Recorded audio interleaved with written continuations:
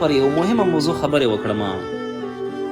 هغې وویل اورم، سل زړونه مې یو او په سختۍ مې وویل زما یو بل څوک خوښه ده، هغه نجلۍ زما په دفتر کې کار کوي او دا یو کال کیږي چې زه د هغې په مینه کې راګیر یم.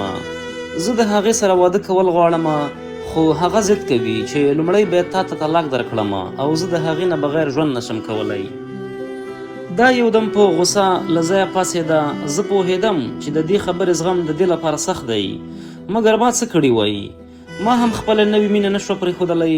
زموږ ترمنځ په دې موضوع زیات جر او بحث وشو. زه په غوسه ترې ووتلم، د شپې هم ناوخته کور ته راغلم. خپلې کوټې ته چې داخل شوم ګورم چې مخ یې بل طرف ته اړولی پرته ده او ژاړي. زموږ زوی ویده و. زه د دې په حالت پوهېدلی شوم، ځکه خو مې څه نه ویل او زه هم ویده شوم. سهار چې کله ما دفتر ته د تګ لپاره ځان تیارولو، هغه مې هم خواته راغلله.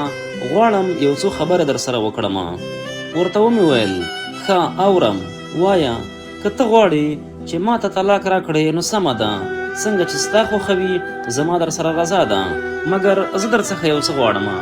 ما ورته وویل هو ولې نه، فکر مه کوه، زه به دا کور هم ستا په نوم کړم، ضرورت نشته چې ته کوم بل چېرته لاړه شي، همدلته اوسېدلی شي. نه داسې څه نه در څخه غواړم، فقط وایم چې که ته اوس طلاق راکوي نو یوه میاشت بعد دې راکړه، اوس نه. اوس زموږ د زوی امتحانونه دي، زه نه غواړم چې زموږ د طلاق سره زموږ په زوی پرېوځي، او د یوې میاشتې په موده کې چې ته دفتر ته ځې او زه دې بدرګه کوم نو د دروازې پورې به ما در سره په غېږ کې وړې، لکه څنګه چې دې د واده په اوله ورځ شپو کې کولې. هغسې د دې دا خبره عجیبه وه، مګر ما هم نه ورته ونه شوه کړی او ژمنه مې ورسره وکړه. کله مې چې د دې ژمنې خبرې خپلې نوې مینې ته وکړې، هغې ښه ډېر وخندل او بیا یې راته وویل سمه ده دا کار هم وکړه، هسې هم د یوې میاشتې خبره ده تېره به شي.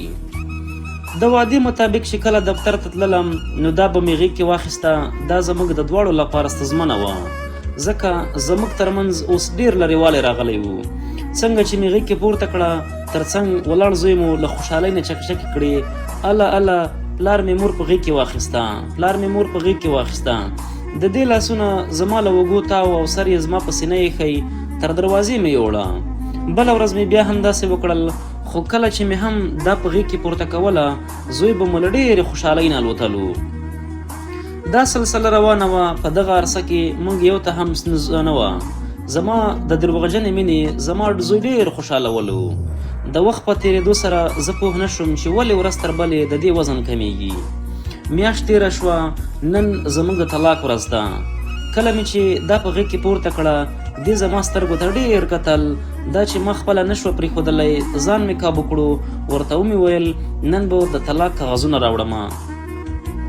په ټوله لاره مې د دې په هکله فکر کوو. موټر مې د خپل نوې مینې کور مخې ته ودروو چې زما په تمه وه. نه پوهېدم چې نن ولې د دې په لیدو زما زړه خوشحاله نه و. ورته مې وویل زه تا سره واده نشم کولی، زه د خپلې مېرمنې سره مینه لرم. زموږ ترمنځ شاید د نزدېکت کمی و، کوم چې په دغه یو میاشت کې ما احساس کړو. زموږ په اړیکه کې زموږ د زوی خوښي نغښتې ده. زه خپله مېرمن نشم پرېښودلی. دا نوې مینه په ما ډېره په غوسه شوه، مګر ما یې پروا ونه ساتله. بیرته موټر ته کېناستم، د ګلانو دکان څخه مې یوه دسته د ګلانو ګېډۍ راواخیسته او د کور په طرف روان شوم.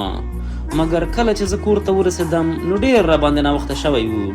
هغه چې له 2 میاشتو راهیسې د کینسر یا سرطان له ناروغۍ سره جنګېدله، نن یې د ژوند لوبه بایللې وه.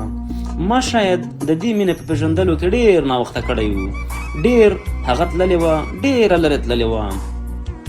زما لپاره یو خط لیکلی و، زه در څخه ځمه، اوس ته کولی شي چې په اسانۍ او بې خنډه خپلې نوې مینې سره په خوشحالۍ واوسېږي او واده وکړي. تا ته مې په غېږ کې د اخیستو خبره ځکه کړې وه تر څو زموږ زوی دا فکر وکړي چې ته د نړۍ یو بهترین پلار یې او ستا په اړه همیشه هم مثبت فکر ولري. داسې فکر ونه کړې چې کله زما د مور ورته ضرورت و نو زما پلار هغه تنخوا پرېښوده او د بلې مېرمنې سره لاړو. زه ستا نفرت له ځانه سره وړم، خو د زوی په زړه کې مې ستا لپاره مینه پیدا کوم.